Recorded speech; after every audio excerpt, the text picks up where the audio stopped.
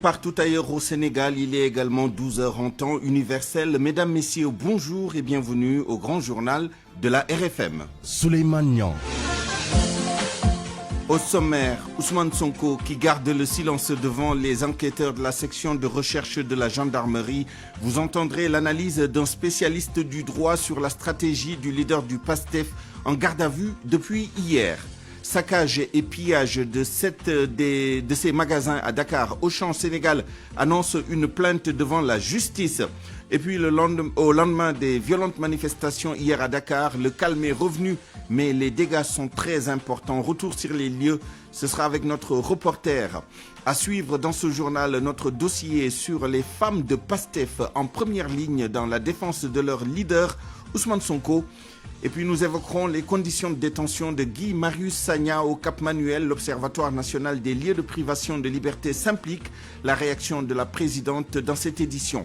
Campagne de vaccination contre le Covid-19 au Sénégal. Y a-t-il une discrimination en faveur des autorités et autres personnes privilégiées? Non, selon le ministère de la Santé. Détail dans un instant. Et puis dans notre rubrique Point de vue en fin d'édition, nous débattrons des derniers développements politiques de l'affaire Ousmane Sonko Adji Sarr.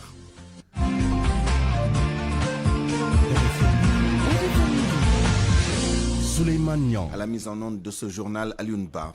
Au lendemain de son arrestation et de son placement en garde à vue à la section de recherche de la gendarmerie, Ousmane Sonko continue d'opposer un silence total aux questions des officiers de police judiciaire en charge de l'enquête. C'est ce que nous révèle l'un de ses avocats, des avocats du leader du PASTEF, en l'occurrence Maître Khoureyshiba, qui a été joint il y a quelques instants par El Hadj Ndiogou Diène. Monsieur Ousmane Sonko est toujours dans les mains des gendarmes et à la section des recherches depuis sa capture hier, donc il attend toujours, il est à la disposition des autorités, des organes de poursuite du tribunal de Dakar, donc il attend. Absolument, cette phase est dépassée. Vous savez, la plus belle des plaidoiries, c'est le silence. Donc, ne pas parler, c'est parler, effectivement. Donc, à sa manière de se dissocier, de solidariser de toute cette mascarade qui a abouti à cette notion de capture, parce que ce n'est pas une catégorie juridique. On l'a privé de tous ses droits et au final, on l'a donc capturé pour le présenter là-bas. Il n'avait rien à dire, donc il a en revanche beaucoup de choses à dire et le moment venu, devant Guy de droit, il va assurer sa défense. Voilà. Tout ce que nous avons à dire par rapport à ça. Merci.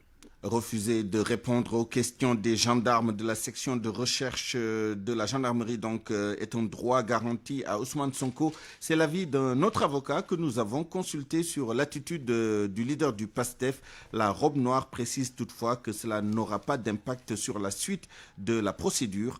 Explication avec vous, Barthélémy Ngom. Fréquemment relayée par les médias dans de multiples affaires, la garde à vue n'en demeure pas moins une procédure méconnue de bon nombre de Sénégalais. L'article 55 et suivant du Code de procédure pénale consacre la garde à vue comme mesure préventive permettant de restreindre la liberté d'aller et venir d'une personne pour les besoins d'une enquête ou d'une instruction au sein des locaux des services de police judiciaire. Lorsque les mises en cause est informée de son placement en garde à vue, elle doit être informée des droits qui lui sont accordés par la loi. Vient ensuite l'enquête préliminaire. Au terme de cette enquête, les officiers de police judiciaire, police, gendarmerie rédigent un PV, un procès verbal qu'ils envoient au procureur de la République. Mais la personne mise en cause peut soit répondre aux questions des enquêteurs, soit ne pas répondre. C'est son droit le plus absolu. D'ailleurs, c'est ce qu'a fait Ousmane Sonko hier. Il n'a pas répondu aux questions qui lui ont été posées. Maître Moussa Sarr, avocat de la Cour. Dans le cadre d'une procédure pénale, aussi bien au niveau de l'enquête préliminaire, devant la police ou la gendarmerie, dans le cadre d'une information judiciaire devant un juge d'instruction, dans le cadre d'un jugement devant un tribunal correctionnel, le suspect ou le prévenu, en fonction de l'étape de la procédure, a parfaitement le droit de répondre à une question ou de ne pas répondre à une question. La personne interrogée peut donc ne pas répondre. Elle est libre. Mais cela n'a aucun impact sur la procédure. Les officiers de police judiciaire prennent tout simplement acte et le mentionnent dans le PV. Les enquêteurs prennent acte de ce que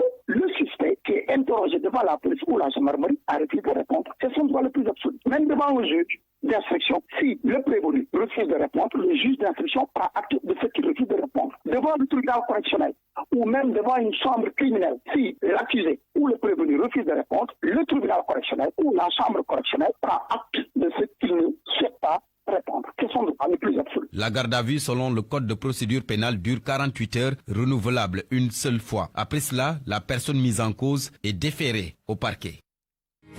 RFM, l'info, c'est ici. L'info, c'est ici.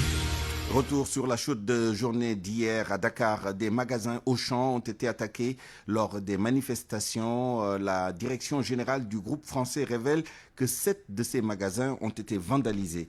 Elle condamne ces actes et annonce une procédure judiciaire. Nafissatou Silla. Nous sommes tous, en tant que Sénégalais, condamnent avec énergie le saccage et le pillage de plusieurs de nos magasins Auchan. Les premières réactions de la direction générale de Auchan Sénégal après le pillage de 7 de leurs boutiques dans la capitale. Pape Samba Diouf, le responsable de la communication, se dit offusqué. Et dans la foulée, un de nos collaborateurs, agent de sécurité de son État, a perdu partiellement 2 doigts. Hier, ce n'est pas la France qui a été attaqués, ce sont des Sénégalais qui ont été agressés. C'est notre identité de peuple pacifique qui a été piétinée. C'est pour cela que je suis triste. Et jamais je n'aurais pu croire qu'un jour nous allons offrir au monde ces images de pillage. Des attaques que l'entreprise française n'entend pas laisser impunies. Auchan Sénégal se réserve le droit, sur la base des éléments de preuve concrets, donc de porter d'ester en justice contre les personnes mal intentionnées qui ont saccagé, attaqué, pillé nos magasins. Parce que nous avons des éléments de preuve à notre possession. Au niveau des services sécuritaires, preuves que nous ne pouvons divulguer pour le moment. Selon le responsable de la communication, ces agissements contre Auchan Sénégal ne peuvent pas les intimider et encore moins les contraindre à quitter le pays. En tout cas, ce n'est pas un sujet qui est mis sur la table. Là, nous sommes en train d'évaluer les pertes suite aux dégâts, au saccage et au pillage. Pour le moment, nous allons préserver les 1730 emplois créés ici au Sénégal avec plus de 600 fournisseurs sénégalais, des agriculteurs, des industriels, des PME, des PMI, entre autres. C'est notre objectif. Pour l'heure, la direction générale rassure ses clients et a décidé de renforcer davantage la sécurité dans les autres magasins. Nafissatou Silla, au lendemain de ces manifestations à Dakar, la tristesse et la désolation se lisent sur le visage de certains Sénégalais.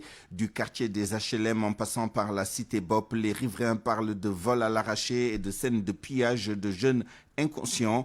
Les gérants des stations demandent aux manifestants d'arrêter de jouer avec le feu. Salimata Aou. Bonjour monsieur. Devant le magasin Auchan des HLM, de petits groupes sont formés. Des élèves qui ont été libérés tout le matin, des mesures de sécurité. À l'intérieur du magasin, un vigile et un gros chien. Pas question de franchir le seuil de la porte. Ces riverains ne parlent pas de manifestation, mais plutôt de vol. Ce n'est rien d'autre que du vol.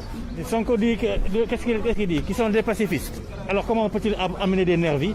Ils disent que c'est les nervis de la paix et consorts. Mais c'est pas vrai, ça sont les jeunes des HM qui ont fait ça.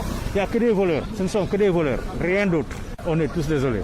Que ce soit les jeunes, certains jeunes, pas ces voleurs-là. Mais ceux qui sont conscients sont désolés, malheureusement. Mais tout le reste, c'est n'importe quoi ça. Dans le même quartier, des ouvriers s'affairent près d'un agribus pour enlever les tessons. 25 agribus sont dans cet état et le décompte continue. La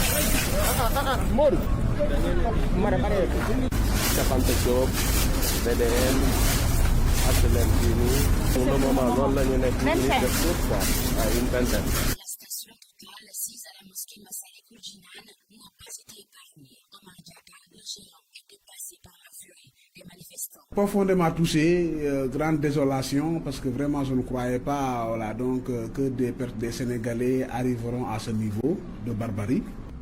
Ils visent les stations, au fait ils ne visent pas les Français, ils visent leurs frères sénégalais qui sont là. Imagine la boutique qui emploie 5 personnes, tout est vandalisé, tout est parti. Ces 5 personnes vont aller en chômage technique, des Sénégalais comme eux. Lu ñu xamul mooy station bi su tàkkoon ñoom ñiy taal station bi ñoom ñooy njëkk en partir parce que ñoom ñooy des station parce que bombe la. Presque tous les gars ont subi la rage des manifestants. Les activités ont repris, mais avec la peur au ventre.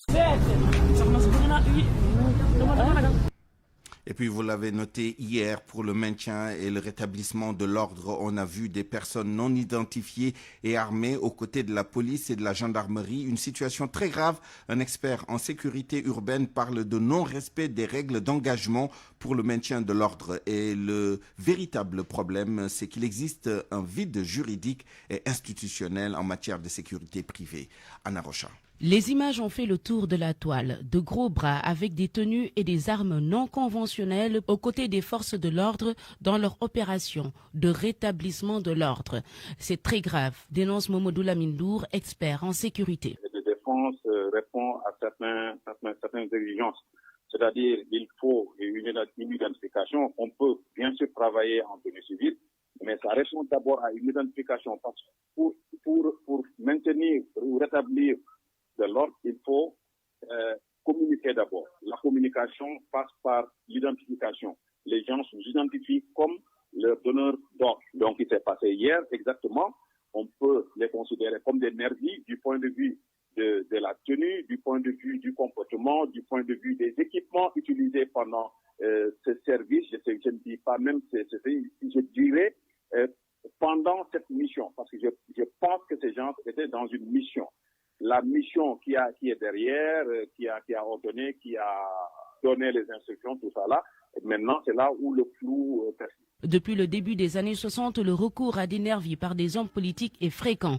Du comité d'action au marron du feu, en passant par les tontons macoutes et les calots bleus. Mais aujourd'hui, les choses dérapent. Le problème, c'est le vide juridique et institutionnel en matière de sécurité privée, explique Mamadou Lamine Ndour. La sécurité privée doit être réformée pour qu'on sache qu'est-ce qu'il y a là-dedans. Aujourd'hui, en termes juridiques, c'est vide. Les gens font ce qu'ils veulent.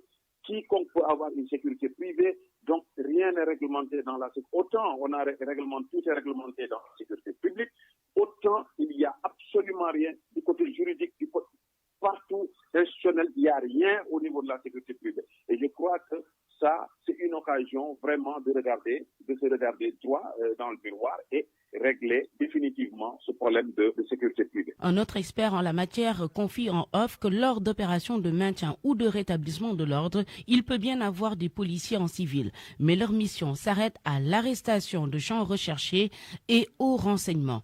Ils peuvent par contre être armés de pistolets uniquement. RFM, fréquente modulation 94.0, la radio en puissance. RFM Midi. Revenons maintenant sur les derniers développements de cette affaire. Le chargé de communication de PASTEF à Kaffrine, Abdoulaye Thomas Faye, a été déféré au parquet ce matin. Selon son interpellation, fait suite à des propos injurieux qu'il aurait tenus à l'égard du président de la République à travers sa page Facebook. Une information de notre correspondant à Kaffrine, Omar Ndiaye. Et puis une dizaine d'élèves ont été interpellés par la police à Diourbel ce matin. Ils avaient manifesté et bloqué la circulation sur la route nationale numéro 3 pour fustiger l'arrestation d'un de leurs professeurs à Kaffrine dans le cadre de l'affaire Sonko. Nous y reviendrons également avec notre correspondant à Diourbel, Babacar Diouf. À Louga, le parti PASTEF Coordination Régionale dénonce l'arrestation de leur leader ou du leader du parti au niveau régional et ses camarades appellent à la résistance pour la restitution des libertés dans notre pays, le rétablissement des libertés, En conférence de presse, les patriotes de Louga ont annoncé une série d'actions pour la libération d'Ousmane Sonko. Écoutons Pape Moussassi, responsable de la formation de la coordination départementale de PASTEF Louga, au micro d'Abraham Paul Pouya. Nous n'appelons pas à la violence, mais quand même à la résistance. Parce que face à l'oppression, nous, patriotes de Louga en tout cas, nous disons non. Tous les Sénégalais savent que le dossier de viol qui a été soulevé dès le départ est un dossier vide, qui ne tient pas la route. C'est la raison pour laquelle aujourd'hui, l'État, avec la complicité de la sécurité nationale, nous le déplorons parce que nous avons vu des nervis qui collaboraient avec des policiers et des gendarmes. Ça, c'est décevant pour notre sécurité. Donc nous avons vu que cet État-là a voulu organiser la situation de sorte que le président Ousmane Sonko soit piégé pour qu'on puisse l'inculper de troubles à l'ordre public. Donc face à cela, face à toutes ces manifestations, la résistance va s'organiser ici à Louga, comme cela se fait à Dakar, comme cela se fait un peu partout au Sénégal. Nous avons déjà déposé une déclaration de marche. Nous n'appelons pas à la violence, mais nous avons appelé à la résistance. Et la résistance, c'est quoi? Je n'accepte pas qu'on m'oppresse. Donc ce que nous allons faire va dépendre simplement de la tournure des événements. Cela va dépendre simplement de la façon dont cette situation-là va aboutir. Et puis, elles sont à l'avant-garde des patriotes, notamment dans la défense de leur leader Ousmane Sonko. Les femmes du parti PASTEF montrent une détermination sans faille dans leur engagement engagement politique, mais aussi sur le terrain lors des manifestations. Binta Diallo. C'est parce que les femmes, au niveau des partis politiques, ont sonné la révolution, adhésion à un idéal, à un projet de société. Voilà, entre autres, ce qui explique que leur engagement est de plus en plus constaté. Professeur Moussa Diaw de l'Université Gaston Berger de Saint-Louis. Dans le paysage politique sénégalais, qui donne sens à la position des femmes en politique et leur volonté à agir dans la transformation de la société sénégalaise pour une politique qui place le citoyen au cœur de la gouvernance politique, économique et sociale. Un engagement qui vient à son heure, selon notre confrère Papa Amadou Fall. Il y a un effet de suivisme que l'on constate souvent chez elles, chez les femmes de manière générale. Demain, dans les autres partis politiques, cette mouvance pourrait être élevée et très très fortement. Mais en tout cas, les patriotes féminines ont joué le rôle et nous nous attendons à ce qu'elles jouent davantage sur ce plan-là parce que oui, les femmes ne reculent pas dans leur combat. Les femmes dans les partis politiques ont décidé de couper le cordon ombilical qui les maintenait dans les seconds rôles. Loin du folklore et des applaudissements, elles s'attachent de plus en plus à des valeurs et à des principes. À 12h16, évoquons maintenant l'activiste Guy Marius Sagna qui, vous le savez, est sous mandat de dépôt à la maison d'arrêt et de correction du Cap-Manuel. C'est pour les délits de participation à un mouvement insurrectionnel et actes de nature à troubler l'ordre public. Dans un communiqué publié hier, France Dégage dénonce ces conditions de détention. Ses camarades révèlent que Guy Marius Sagna est mis en isolement et déshabillé. Face à cette situation, l'Observatoire national des lieux de privation de liberté a dépêché ce matin au Cap-Manuel une équipe pour s'enquérir de la situation. Il annonce un rapport qui sera transmis aux autorités si les faits sont avérés. Écoutons la présidente de l'Observatoire national des lieux de privation de liberté, Madame Josette Marceline Lopez Ndiaye, est interrogée par El Hadj Ndiogou Diène. Nous avons envoyé ce matin une équipe de 5 observateurs délégués au niveau de la MAC de Cap-Manuel pour aller vérifier et constater dès 18 tout ce qui a été dit autour de ces traitements et ces traitements inhumains et décadents. Actuellement, ils y sont. Ils vont constater eux-mêmes. Bon, notre mission, nous, consiste à visiter donc les lieux où se trouvent les personnes détenues et en privation de liberté, surtout s'ils sont soumis à de mauvais traitements. Et nous allons donc procéder à une visite tout à fait normale de tous les lieux. Et si ces allégations sont avérées, qu'est-ce que l'Observatoire va faire concrètement? Si effectivement ces allégations sont avérées, nous allons avoir des entretiens avec certains détenus, dont Marius Sagna, et avec le personnel aussi de l'administration, pour voir donc, pour avoir une idée personnelle de tout ce qui se passe dans les lieux. Après, nous dressons un rapport que nous envoyons aux autorités concernées. Donc, le premier rapport sera envoyé au directeur de l'administration pénitentiaire lui-même et le second sera envoyé au ministère de la Justice. RFM, la radio de toute l'actualité. Venons-en maintenant à la gestion de l'épidémie de Covid-19. Vacciner les personnalités considérées comme les plus influentes et laisser en rade les populations à la base. La campagne de vaccination a donné cette impression pour certains qui estiment qu'il y a un manque de transparence et d'équité. La direction de la prévention rassure, c'était juste une stratégie de communication et les Sénégalais qui souhaitent se faire vacciner le seront avec plus de 8 millions de doses attendues d'ici la fin de l'année. À Wambaye. Des autorités, des célébrités, des personnalités influentes ont reçu leur première injection du vaccin Sinopharm. Les images font le tour de la toile et créent une indignation. Ce premier lot de vaccins était-il destiné à une élite? Le docteur Mamadou Ndiaye répond par non. Le directeur de la prévention au ministère de la Santé estime que cette première distribution est basée sur une stratégie mise en œuvre pour rassurer les Sénégalais sur la fiabilité des vaccins anti-Covid. C'est pourquoi des autorités se sont portées volontaires pour montrer l'exemple. Nous avons reçu un premier lot de 200 000 doses qui était destiné essentiellement au personnel de santé de première ligne, mais également c'était un vaccin de lancement en fait de cette campagne. Il fallait également communiquer autour parce qu'encore une fois, c'est en écoutant un peu les populations qu'on a pensé qu'en administrant ces doses au personnel de santé de première ligne, il faudra également l'administrer à des personnes qui pouvaient aider à la communication parce que le vaccin, encore une fois, posait plutôt un problème d'acceptabilité. Donc si on voyait certaines célébrités, si on voyait par exemple certaines personnalités ou etc.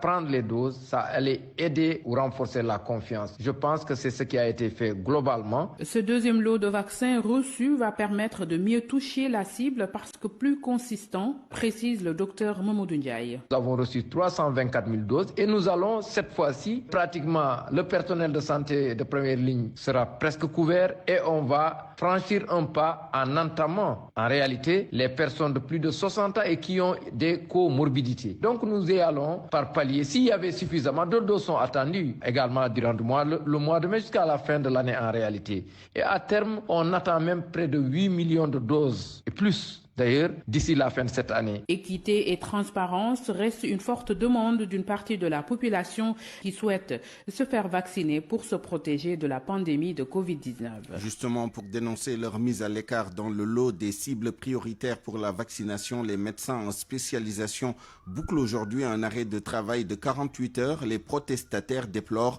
aussi la réaction tardive de l'État à leurs doléances. Écoutons le docteur Gildas Bonaventure Thiaou, président du comité des médecins en spécialisation, au téléphone avec El Hadj Ndiogou Diène. Nous avons été très fiers de constater que le mot d'ordre de grève a été respecté et que nos collègues sont restés chez eux tranquillement, laissant en rate les hôpitaux afin que tout le monde puisse savoir que nous sommes importants dans le dispositif de santé afin que la considération que nous méritons, l'estime que nous méritons, le traitement que nous méritons puisse nous être accordé. Le ministre de la Santé, par la voix du directeur de la prévention, a réagi à ce mouvement d'humeur en précisant que tout le personnel de santé en première ligne sera bel et bien vacciné, y compris vous, les médecins en spécialisation. Êtes-vous rassuré par cette déclaration? Voilà, moi je pense que malheureusement dans ce pays, on a l'habitude d'attendre toujours à la dernière minute pour réagir. Les premiers incidents par rapport à la vaccination sont survenus le jeudi. On a eu à alerter certaines autorités du ministère pour éventuellement qu'elles puissent y apporter des réponses assez claires et assez efficaces par rapport à cette injustice-là. Malheureusement, ils ont attendu que le mal soit profond et que ce manque de considération-là soit de bras pour éventuellement jouer au sapeur-pompier. Donc nous, c'est une attitude qu'on va plus accepter. On ne sera plus là à négocier avec des gens qui sont au courant de tous nos problèmes depuis toujours et qui ne font rien pour les résoudre. Un mot sur le point du jour de l'évolution de l'épidémie de Covid-19.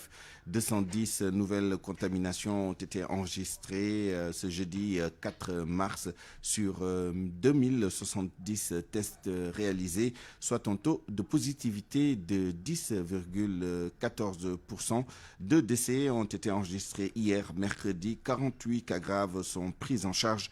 269 patients suivis ont été contrôlés négatifs et déclarés guéris. RFM. L'actualité internationale.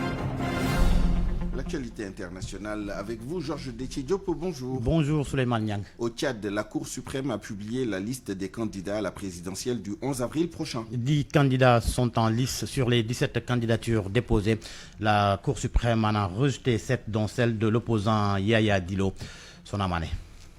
Yaya Dillo a été investi par un regroupement non reconnu par le ministère de l'administration du territoire et son acte de naissance n'est pas conforme. Il ne sera donc pas dans la course le 11 avril prochain, indique la Cour suprême. Masra Succès, lui, n'a pas 40 ans et son acte de naissance n'est pas conforme non plus, affirment les juges. 5 autres candidats sont disqualifiés pour des défauts sur leurs documents et certains se sont simplement désistés comme Mahamat Yosko. C'est aussi le cas d'Ngarle Yoronga qui a écrit mercredi soir sur sa page Facebook que son parti avait décidé de retirer sa candidature. Même démarche du côté des 13 partis de l'Alliance Victoire, la coalition de l'opposition qui avait choisi Maître Théophile Bongoro comme candidat lui aussi se retire. Même si la Cour suprême a validé sa candidature alors qu'il avait annoncé son désistement, Saleh Kebzago persiste et signe. Il ne participera pas à la présidentielle du 11 avril prochain.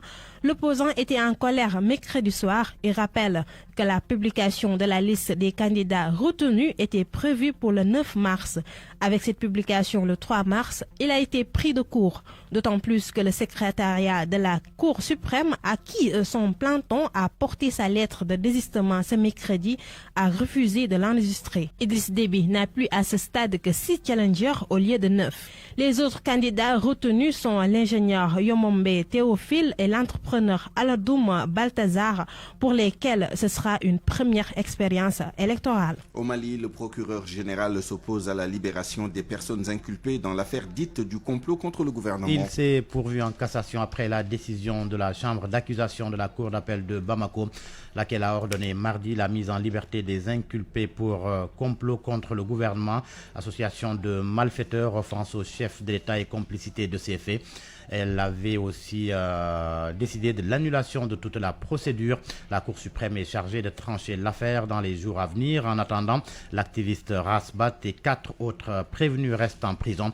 L'ancien Premier ministre Boubou Cissé et Sékou Traoré, un temps secrétaire général de la présidence, sont eux toujours en liberté.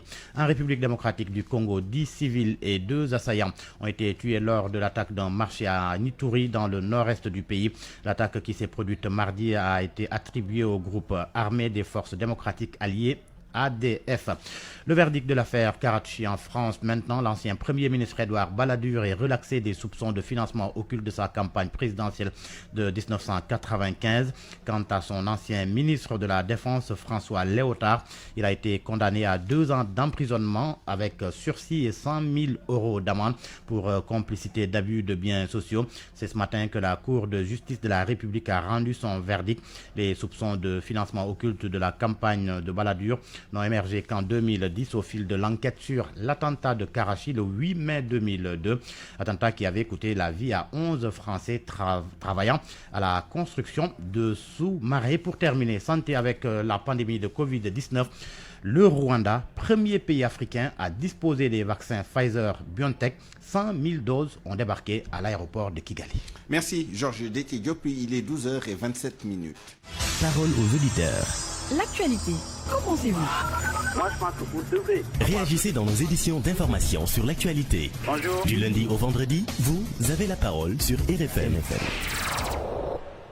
Point de vue dans une dizaine de minutes, nous débattrons des derniers développements politiques de l'affaire Ousmane Sonko Adji Sarr avec Mamadou Albersi, analyste politique, et Pape Amadou Fall, analyste politique également, directeur de publication de l'hebdomadaire La Gazette. RFM Sport. Bonjour et bienvenue à vous, cher Tidiane Diagne. Merci à vous, Suleiman, et bonjour à tous. En Ligue 1 de football, le Jaraaf de Dakar marque le pas. Oui, le Jaraaf qui semble être mal en point après avoir concédé 2 défaites de suite en championnat, ce qui le relègue à la 7e place du classement. Pour notre confrère Omar Chérif Ndao, le club de la Médina subit les contre-coups du départ de son entraîneur Malik Daf. Le Jaraaf doit vite faire de retrouver le prochain remplaçant de Malik Daf. On l'écoute. Ces 2 résultats qui ne sont pas positifs surviennent, je pense, pour la première, après l'indisponibilité de Malik Daf de diriger l'équipe, et l'autre, après l'officialisation de son départ. D'autant qu'il a préféré poursuivre l'aventure avec les U17 au niveau de l'équipe nationale et qui prépare son championnat d'Afrique. Je pense que peut-être que les joueurs n'ont pas encore digéré le départ de Malik Daf, parce que pour qui connaît Malik Daf, quelle que soit l'équipe qu'il dirige, il le dirige à partir de sa personnalité, de sa niaque. Parce que Malik Daf, c'est un gagneur, c'est un meneur d'hommes.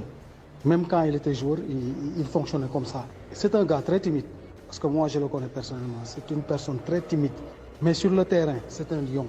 Et sa façon de manager les joueurs, je pense que, je ne dis pas qu'il est le seul dans ce pays, mais il fait partie de ces meilleurs qui savent diriger, mener une troupe. Bon, je ne dirais pas que peut-être ses remplaçants ne sont pas à la hauteur, mais ses remplaçants aussi étaient derrière lui.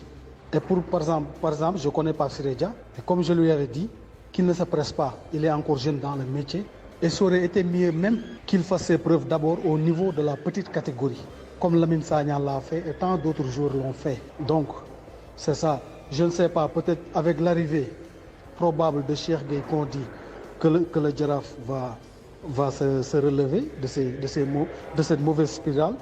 Mais en tout cas, la touche Malik Daf commence à faire effet par rapport à son absence. À noter qu'après 10 journées, le Giraffe est 7e au classement. Yambar et Génération Foot dominent le classement de la Ligue 1 sénégalaise, Suleiman. En première ligue, un choc attendu ce soir. C'est à partir de 20h15 lors de la clôture de la 29e journée de ce championnat. Et c'est Liverpool de Sadio Mané qui va accueillir Chelsea d'Edouard Mendy. Les Blues sont 5e au classement avec un point d'avance sur les Reds 6e. À 18h déjà, deux rencontres. West Bromwich Albion contre Everton 7e au classement. Fulham joue contre les Spurs de Tottenham, dirigé par José Mourinho. Tottenham qui occupe présentement la 8e place au classement de la Première Ligue anglaise. Clôture ce soir de la 25e journée de la Serie A italienne. À 19h45, le leader Inter de Milan effectue un déplacement à Parme. Le club interiste porté par Romelu Lukaku devance de 3 points son voisin, le Milan AC. Et puis demi-finale retour de la Coupe du Roi d'Espagne. Ce soir à 20h, Levante contre Athletic Bilbao à l'aller, un but partout entre les deux formations. Le vainqueur de cette double confrontation va rencontrer en finale l'FC Barcelone qui, je le rappelle, hier a renversé l'FC Séville après avoir perdu pourtant lors de la manche à 2-0.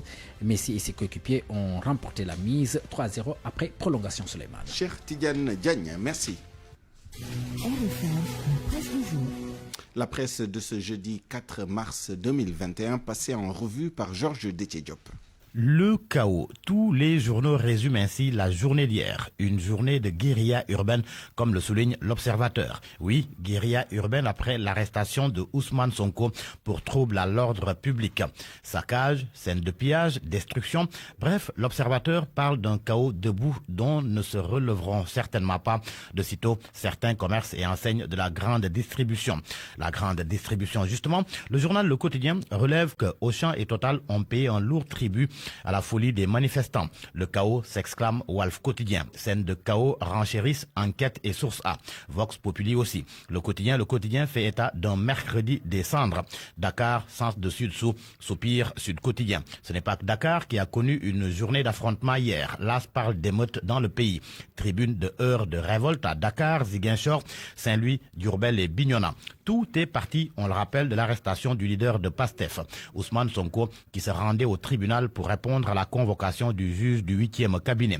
Son convoi bloqué à hauteur de Mermoz, le préfet de Dakar et les forces de l'ordre ont voulu le faire changer d'itinéraire. Après son arrestation, Sonko a été conduit à la section de recherche de Colobane où il a été placé en garde à vue. Lors de son interrogatoire, Sonko, si l'on se fie à Enquête, a refusé de répondre aux questions des enquêteurs. Ce que confirme Libération. Selon le journal, Sonko a gardé le silence même sur son identité.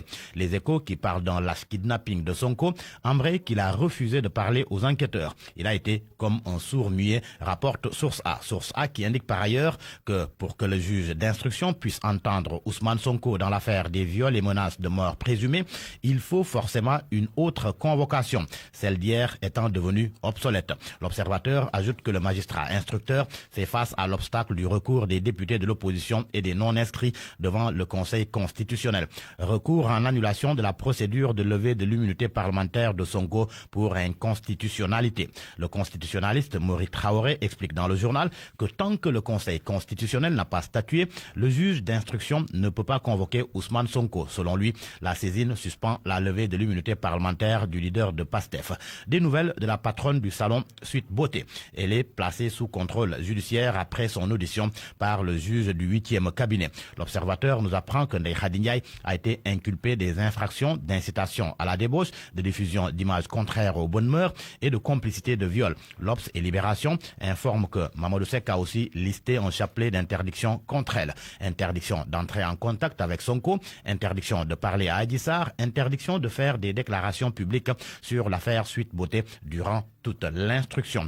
Un coup d'œil dans Le Soleil. Le quotidien gouvernemental met en vedette le chef de l'État. Macky Sall a réceptionné hier les 324 000 doses de vaccins AstraZeneca acquises dans le programme de l'initiative COVAX.